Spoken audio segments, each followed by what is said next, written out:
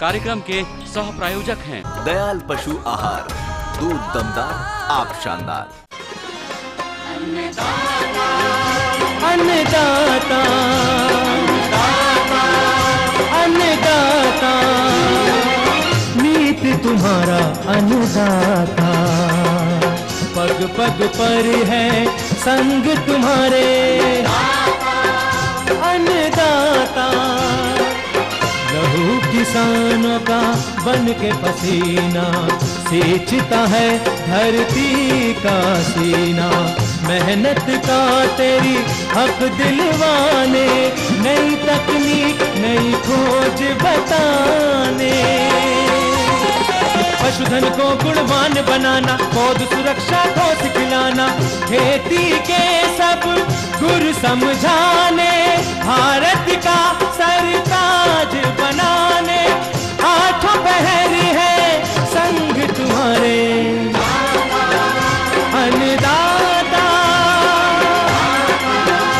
अन्नदाता।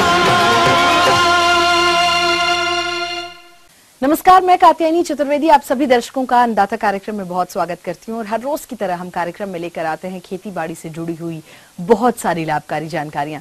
तो फिर चलिए सबसे पहले देखते हैं क्या है विशेष आपके लिए आज के कार्यक्रम में। बकरियों में होने वाले विभिन्न रोग एवं निदान पर जानकारी,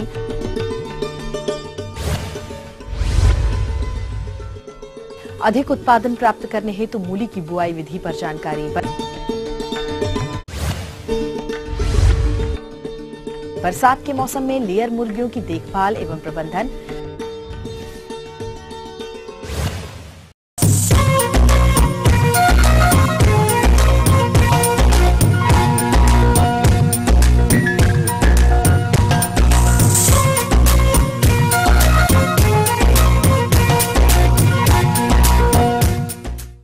हमारे प्रदेश में बहुत सारे किसान भाई कृषि सह व्यवसाय के रूप में बकरी पालन कर रहे हैं। अतः इस व्यवसाय से अच्छा लाभ अर्जित करने के लिए इनकी सही तरह से देखरेख और उन्हें विभिन्न तरह के रोगों से मुक्त रखा जाए, तो इस विषय पर जानकारी दे रहे हैं गोविंद वल्लभ पंत कृषि एवं प्रौद्योगिकी विश्वविद्यालय पंतनगर के डॉक्टर KPS कुशवाहा। हैं बकरियों में बहुत से रोग होते हैं, जैसे जीवाणु जनित रोग हैं, परजीवी रोग हैं, विषाणु जनित रोग हैं। उन्हीं में से एक विषाणु जनित जो रोग है जिसको हम PPR कहते हैं या बकरियों की प्लेग कहते हैं, ये अत्यधिक संक्रामक और बहुत ही घातक विषाणु जनित रोग है। मुख्यतः ये रोग भेड़ एवं बकरियों में ही पाया जाता है। विशेषकर जो भेड़ और बकरियों के जो नवजात बच्चे हैं उनमें इसका प्रकोप ज़्यादा होता है और इसमें मृत्यु दर काफ़ी ज़्यादा है। इस रोग में बकरियां ज़्यादा ग्रसित होती हैं भेड़ों के अपेक्षा। बकरियां करीब 90% तक प्रभावित हो सकती हैं और मरने की संख्या 40 से 70% तक हो सकती है। और इसमें जो है मांस उत्पादन कम हो जाता है और खाल की जो गुणवत्ता है वो भी प्रभावित होती है। रोग जो फैलने का माध्यम है, ये रोग बीमार बकरियों के माध्यम से स्वस्थ बकरियों में फैलता है तथा कई बार जो गाभिन मादा हैं उससे नवजात बच्चों में भी ये बीमारी फैल जाती है। जो इस बीमारी का इंक्यूबेशन पीरियड है, ये अगर एक बार रोगाणु शरीर में प्रवेश करता है तो रोग फैलने का जो 4 से 10 दिनों तक हो सकता है। बीमारी के जो मुख्य लक्षण है, इसमें तेज बुखार आता है, 106 से 160 डिग्री फ़ारेनहाइट तक बुखार आ जाता है, मुंह से झाग आता है, नाक तथा आँख से पानी आता है और बाद में लसलसे स्राव में ये बदल जाता है। होंठ तथा जीभ पर छाले पड़ जाते हैं और पशुओं को चारा खाने में या चरने में दिक्कत होती है।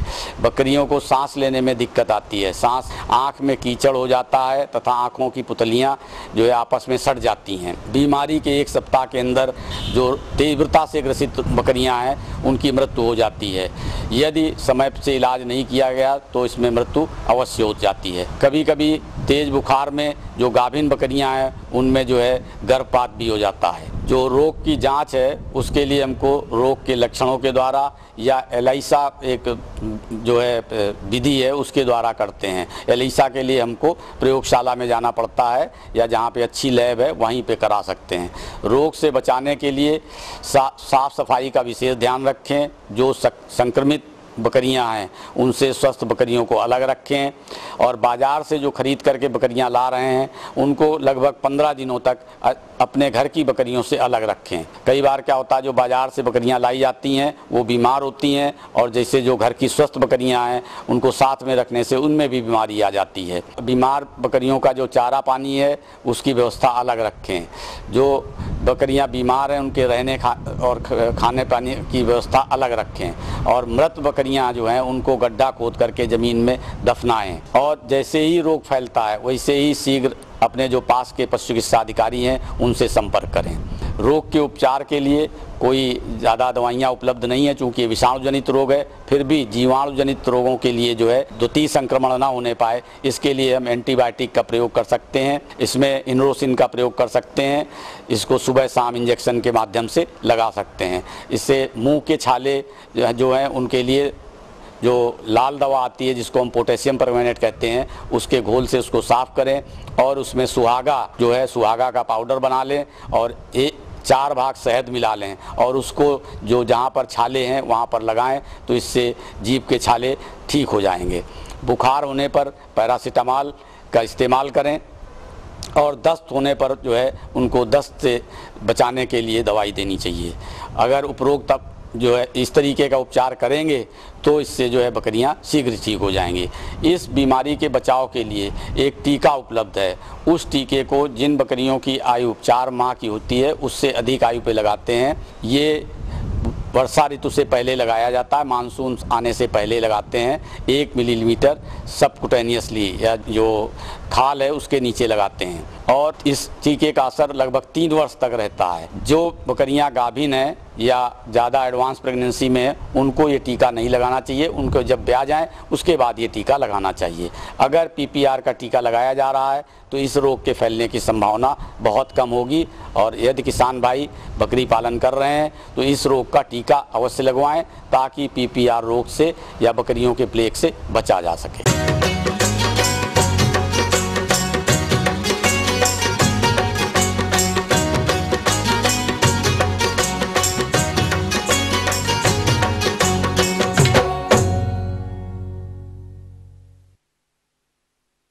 सब्जी वर्गीय फसलों के अंतर्गत मूली का एक महत्वपूर्ण स्थान है।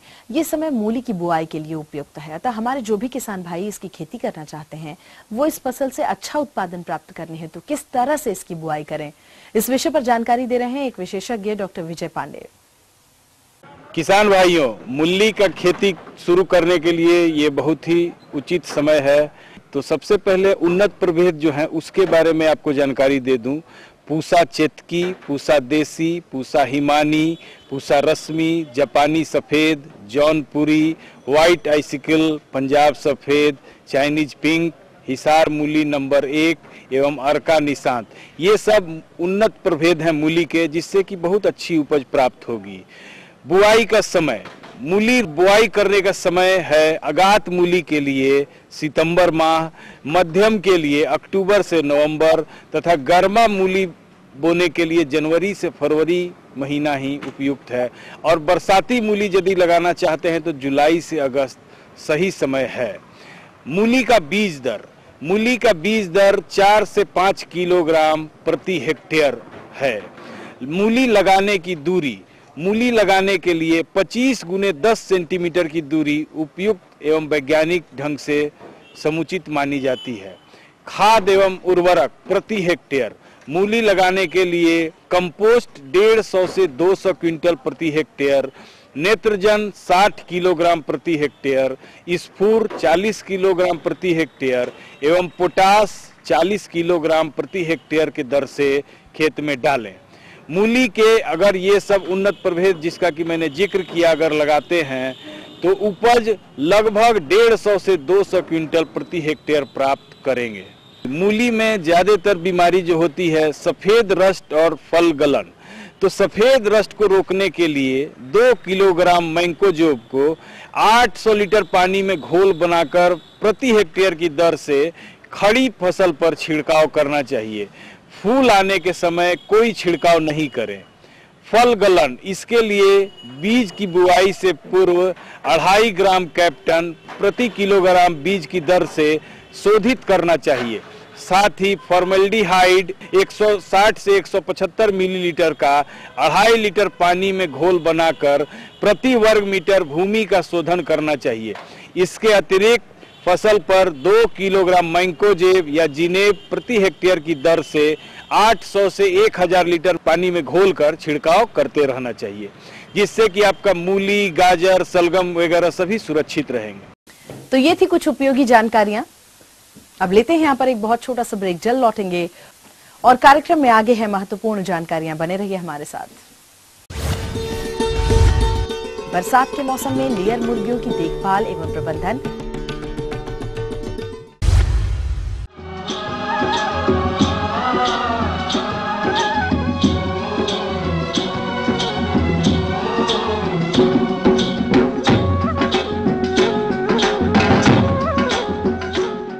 ब्रेक के बाद आपका एक बार फिर से बहुत स्वागत है अन्नदाता कार्यक्रम में। बढ़ते हैं अपनी अगली प्रस्तुति की ओर।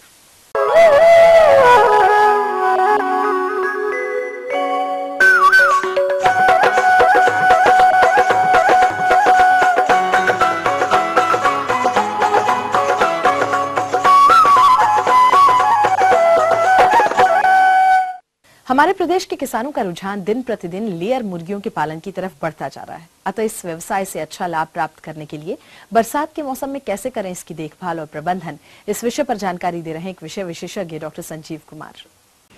और ये लेयर में जितनी मुर्गियां हैं उसको बेसिकली हम लोग 2 ग्रुप में रखते हैं। ऐसे मुर्गियां जो बैकयार्ड फार्मिंग के लिए इस्तेमाल करते हैं, जिसमें आपका ग्राम प्रिया है और कैरी प्रिया है, प्रमुख ब्रीड्स हैं। बैकयार्ड वाले जो ब्रीड्स हैं मुर्गियाँ, उनमें खास बात यह है कि ये थोड़ा बीमार कम पड़ते हैं, इनकी मैनेजमेंट थोड़ी कम करनी पड़ती है। लेकिन डिसएडवांटेज ये है कि ये साल भर में आपको 100 से 150 अंडे देते हैं, उससे ज़्यादा आप अंडे से नहीं ले सकते। जो दूसरा वर्ग है लेयर्स का, उसमें ऐसे ब्रीड्स है जो ज़्यादा अंडे देते हैं साल भर में, और उसमें जो क्रॉसेस है, वाइट लेग हॉर्न जिसको बोलते हैं ब्रीड को, उसके क्रॉसेस को पाला जाता है और साल भर में आप इससे करीब 250 अंडे ले सकते हैं। और जहाँ तक इसका मैनेजमेंट की बात है लेयर में, तो उसमें ध्यान ये रखना है कि चूँकि 20 हफ्ते तक के मुर्गे हम लोग पुलेट्स बोलते हैं, उसके बाद उनका लेइंग पीरियड शुरू होता है और ये करीब 52 हफ्ते तक अच्छे लेइंग करते हैं। तो ओवरऑल 72 वीक्स तक आप एक मुर्गी को लेइंग के लिए रख सकते हैं, अंडे देने के लिए। उसके बाद उनका परफॉर्मेंस गिर जाता है, उसके बाद कलिंग कर देना ज़्यादा बेनिफिशियल है। तो इस 52 वीक में जो आप लेयर मैनेज कर रहे हो, उसमें खास ध्यान ये देना है कि चूँकि ये अंडे देने वाले समय है, तो उनके खाना में, उनके दाना में आपको कैल्शियम और फास्फोरस का प्रॉपर मिक्सचर होना चाहिए। इसके अलावा क्रूड प्रोटीन्स की मात्रा करीब 18% होना चाहिए और लाइट कम से कम 16-17 घंटे उनको लाइट की ज़रूरत पड़ती है। आप जब लेयर के फॉर्म में घुसते हैं तो आप उनके लीटर पे ध्यान दीजिए। जब आपको ऐसा लगे कि लीटर ऐसे गोल गोल से ऐसे जमे हो रहे हैं, तो इसका मतलब ये हुआ कि ह्यूमिडिटी ज़्यादा है, पानी गिर गया है, तो उनको तोड़ देना चाहिए, नहीं तो अमोनिया निकलेगा, उससे उनका परफॉर्मेंस गिरता है। तो लीटर साफ़ सुथरे होने चाहिए, बड़े बड़े ढेले नहीं होने चाहिए। और इसके अलावा उनके जो फीदर्स होते हैं, जो पंख होते हैं, उनको बराबर साफ़ करते रहना चाहिए, क्योंकि उससे बहुत सारे ऐसे टिक्स माइट्स होते हैं जो उनका खून भी पीते हैं और कुछ बीमारियों का सोर्स भी हो सकता है। इसके अलावा जो बीमारी के लिए मैनेजमेंट करते हैं, उसमें प्रॉपर वैक्सीनेशन, टीकाकरण करना पड़ता है। बहुत सारी बीमारियां ऐसे हैं जो टीकाकरण से ही रुकते हैं, जैसे कि फॉल पॉक्स हो गया, IBD हो गया, मैक्स डिजीज हो गया, रानीखेत डिजीज हो गया, EDS हो गया। ये कुछ ऐसे बीमारियां हैं जिनसे लेयर को बचाना ज़रूरी है और इनका प्रॉपर वैक्सीनेशन ज़रूरी है। तो एक लाभप्रद व्यवसाय के लिए आपको डिजीज़ मैनेजमेंट, रोग को कैसे पहचाने और रोग को कैसे इलाज करें, ये जानना ज़रूरी है। तो जहाँ तक प्रमुख बीमारियां हैं लेयर्स में, उसमें कुछ बैक्टीरियल डिजीज़ हैं, कुछ वायरल डिजीज़ हैं, कुछ पैरासिटिक डिजीज़ हैं और कुछ फंगल डिजीज़ भी हैं। तो अभी के जो मौसम है, जिसमें आर्द्रता बहुत ज़्यादा है, नमी बहुत ज़्यादा है, बारिश हो रही है, उसमें ये संभावना होता है कि जो दाना पानी आपने रखा है मुर्गियों के लिए, उसमें फंगस ग्रो हो जाता है। ये खास तरह का फंगस है जिसको हम लोग एस्परजिलोसिस बोलते हैं। तो एस्परजिलस के जो एस्परजिलस फ्यूमेटस स्पीसीज़ है, वो क्या करता है, आपके दाने में ग्रो करेगा और इसके स्पोर्स नाक के रास्ते से शरीर में घुस जाते हैं और वो लंग्स में और दूसरे फेफड़े के अलावा और दूसरे अंगों में भी छोटे छोटे नोड्यूल्स बनाते हैं, जिससे लेयर्स की मौत हो सकती है।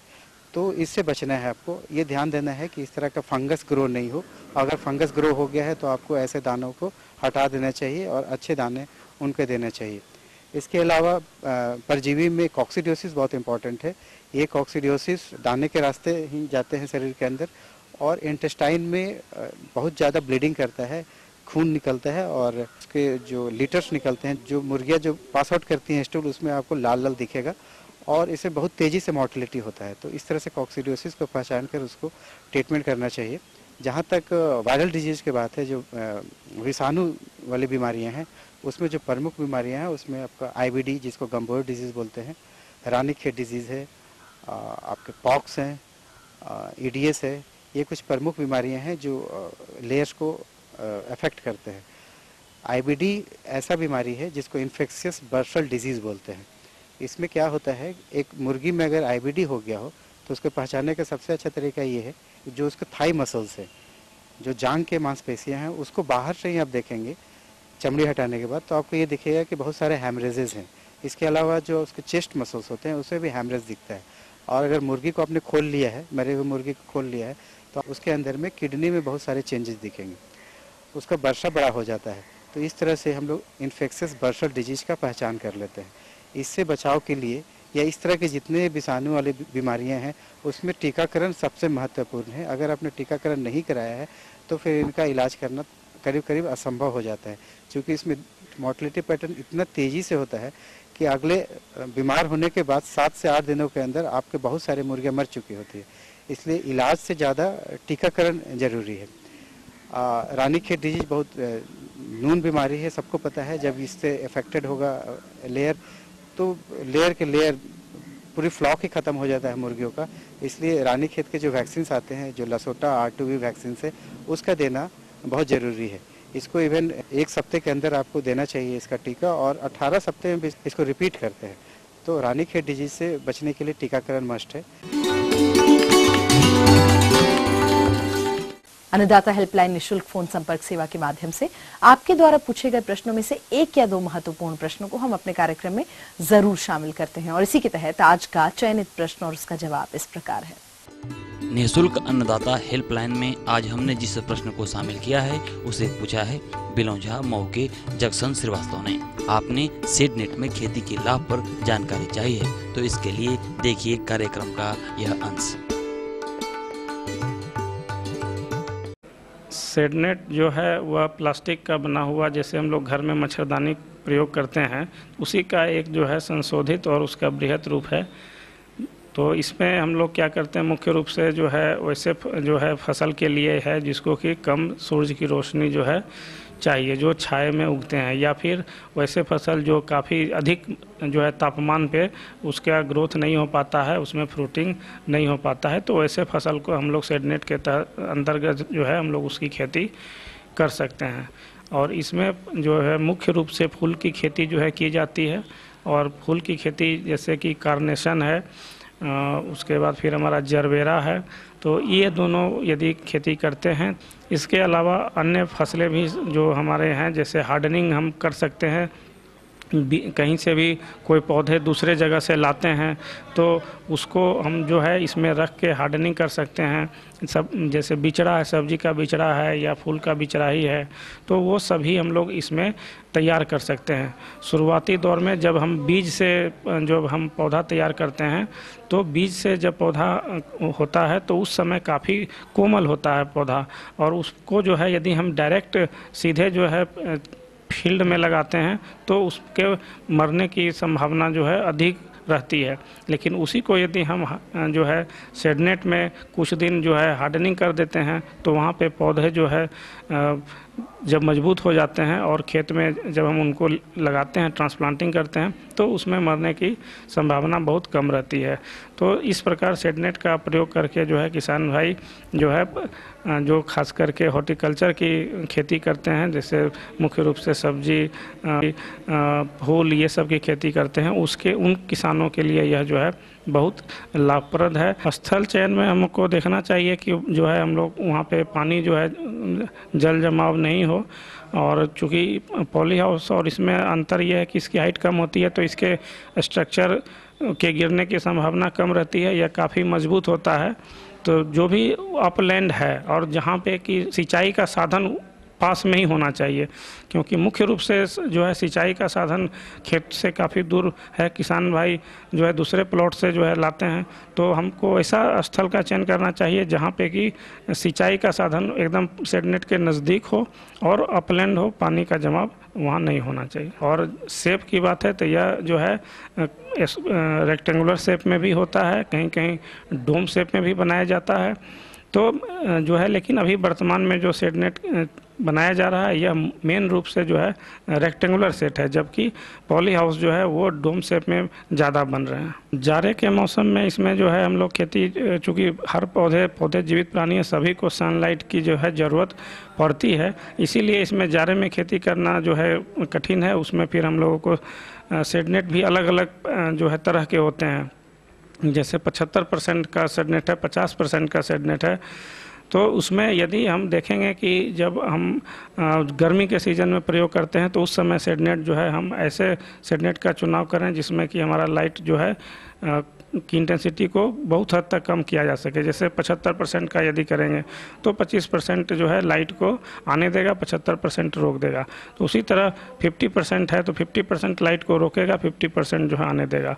तो जाड़े में जो है सेडनेट में खेती जो है करना थोड़ा कठिन है, लेकिन जो पेरेनियल क्रॉप है उसको कर सकते हैं। एनुअल क्रॉप को इसमें जो है हम लोगों को अवॉइड करना चाहिए और मुख्य रूप से जाड़े को छोड़ के अन्य जो भी मौसम है उसमें खेती कर सकते हैं। और इसमें हम लोग सेडनेट के अंतर्गत जो है स्प्रिंकलर या फिर ड्रिप, ये सभी जो माइक्रो इरिगेशन की तकनीक है उनका इसमें इस्तेमाल करते हैं। और उसके साथ फर्टिलाइज़र टैंक का भी इसमें इस्तेमाल किया जाता है, ताकि जो हम पौध संरक्षण की जो दवाएं हैं या फिर जो खाद एवं उर्वरक है उनका भी इसी सिस्टम के माध्यम से जो है प्रयोग उसमें कर लेते हैं।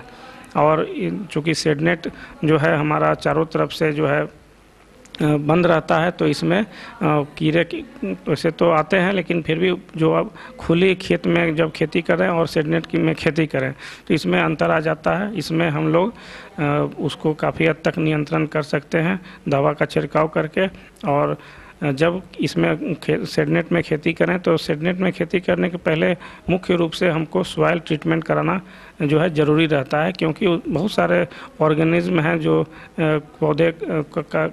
पौधे को जो हानि करते हैं, उसमें रोग व्याधि का कारण बनते हैं। तो उसको ख़त्म करने के लिए हम लोग सॉइल का ट्रीटमेंट कर देते हैं। इसके लिए फॉर्मेलिन का प्रयोग करते हैं और तब इसमें हम लोग खेती कर सकते हैं।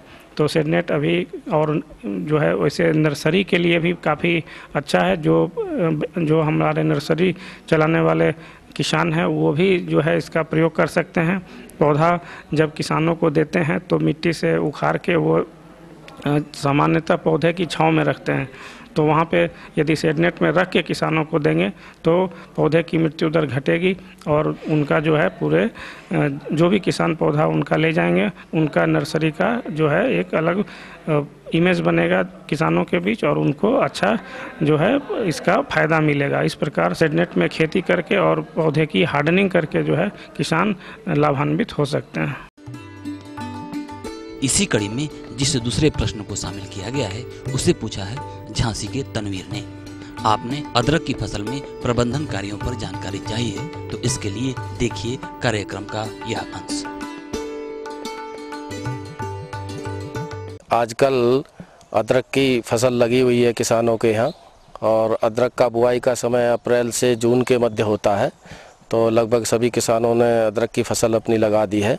और आजकल जो ये फसल लगी हुई है तो इसमें लगभग जमाव हो गया है और कुछ जमाव कम हुआ है कुछ जगह। उसका कारण है कि कुछ रोग एवं कीटों का प्रकोप ऐसा होता है कि जमाव कम होता है और आगे भी समस्या आती है।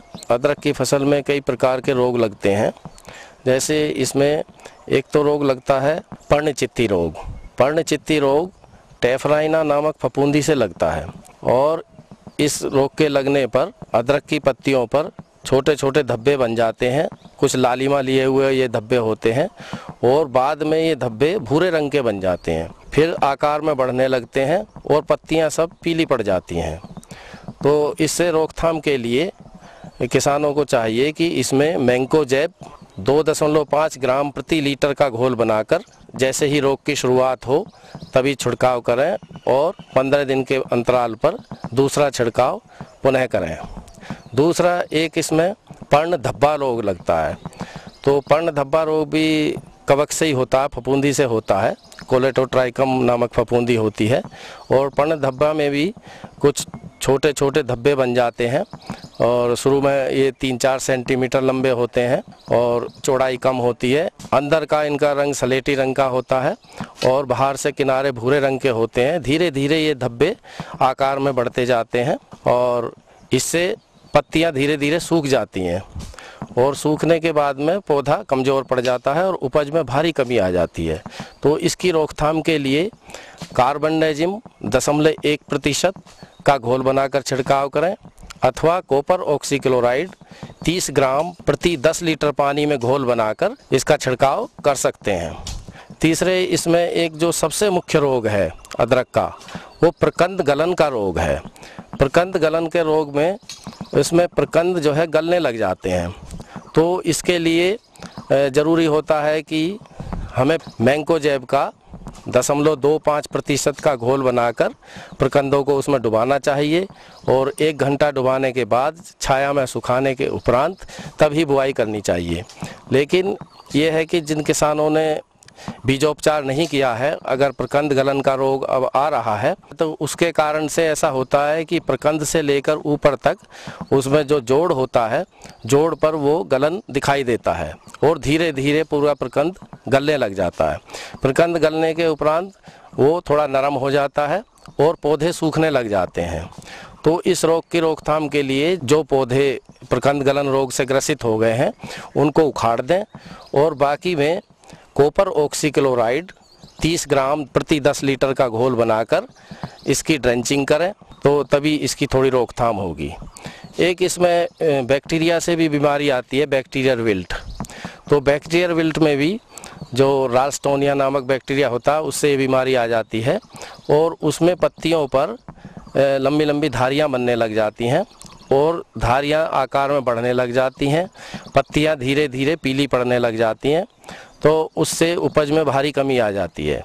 तो बैक्टीरियल विल्ट की रोकथाम के लिए ब्लीचिंग पाउडर का हल्का घोल बनाकर उससे सींच सकते हैं इसको, तो उससे इसकी रोकथाम होगी। दूसरे इसमें कुछ कीट भी लगते हैं। मुख्य कीट इसका प्रकंद बेधक होता है। जो प्रकंद होता है अदरक का उसमें छेद बना देता है और तने में भी घुस जाता है, तो जिससे पूरा प्रकंद गल जाता है बाद में। तो उसकी रोकथाम के लिए कोई कीटनाशक जैसे कि मेलाथियान है 0.1% का घोल बनाकर हम उससे उसकी ड्रेंचिंग करें जिससे कि प्रकंद बेधक कीट की रोकथाम हो सके। एक इसमें कीट और लगता है जो पत्तियों को काट देता है और धीरे धीरे वो पत्तियों को काटकर पत्तियां छन्नी जैसी होने लग जाती हैं। तो इसके लिए भी किसी उचित कीटनाशक जैसे मेलाथियान का ही इसमें घोल बनाकर हम छिड़काव कर सकते हैं, तो उससे कीट की रोकथाम होगी। और दूसरे इसमें हम नीम ऑयल का 5 मिलीलीटर प्रति लीटर का घोल बनाकर छिड़काव कर सकते हैं। हम ये उम्मीद करते हैं कि आज का कार्यक्रम आप सभी दर्शकों के लिए बहुत ही उपयोगी रहा होगा। किसान भाई और अन्नदाता आपकी सेवा के लिए संकल्परत है। कृषि संबंधित समस्या एवं सुझावों के लिए आप हमें इस पते पर संपर्क भी कर सकते हैं। अन्नदाता ETV Uttar Pradesh Uttarakhand, Ramoji film city Hyderabad 501512। साथ ही आप हमें ईमेल भी कर सकते हैं और हमारा ईमेल एड्रेस है annadaata.up@etv.co.in। इसके अतिरिक्त आप हमें निःशुल्क हेल्पलाइन नंबर 180010845999 पर सोमवार से शनिवार सुबह 10 बजे से शाम 4 बजे के बीच में संपर्क कर सकते हैं। और चलिए अब देखते हैं कल दिखाए जाने वाले कार्यक्रम की मुख्य झलकियां। नींबू में गुटी द्वारा नए पौधे तैयार करने की तकनीक पर जानकारी।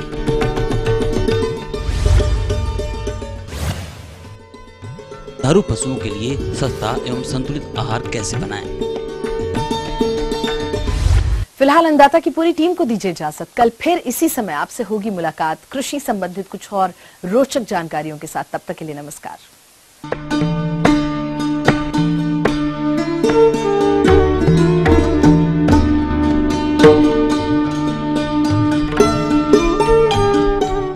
इस कार्यक्रम के सह प्रायोजक थे दयाल पशु आहार, दूध दमदार, आप शानदार।